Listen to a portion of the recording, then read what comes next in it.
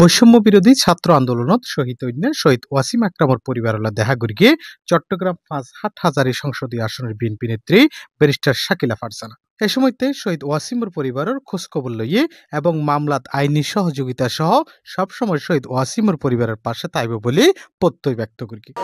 আসলে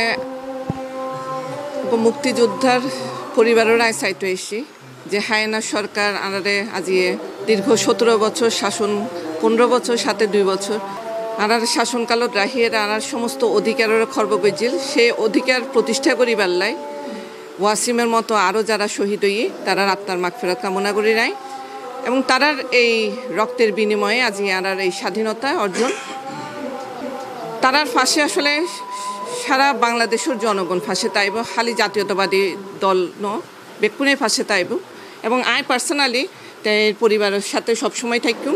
যখনই আরও প্রয়োজন হব আইনগত সহযোগিতা হন, যে কোনো সহযোগিতা হন, ইনশাল্লাহ আমার পাশে আসছি।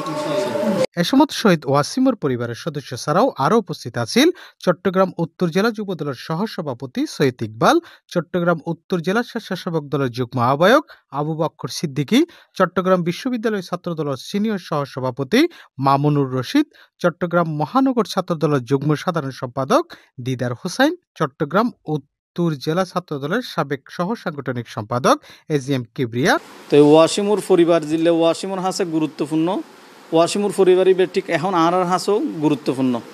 আনা ব্যাগুন বাংলাদেশ জাতীয়তাবাদী দলের একই পরিবারের সদস্য, ওয়াসিম মহারার পরিবারের সদস্য। ইনশাল্লাহ আগামীতে বাংলাদেশ জাতীয়তাবাদী দল ওয়াসিমুর পরিবারের পাশে সর্বোচ্চ থাকিব। এছাড়াও যুবদল নেতা মাহাদুল করিম, উপজেলা যুবদলের সহসভাপতি শাকিল শিকদার, যুবদল নেতা আসাদ রুবেল সহ আর বোধকে। Desk report, C+ TV।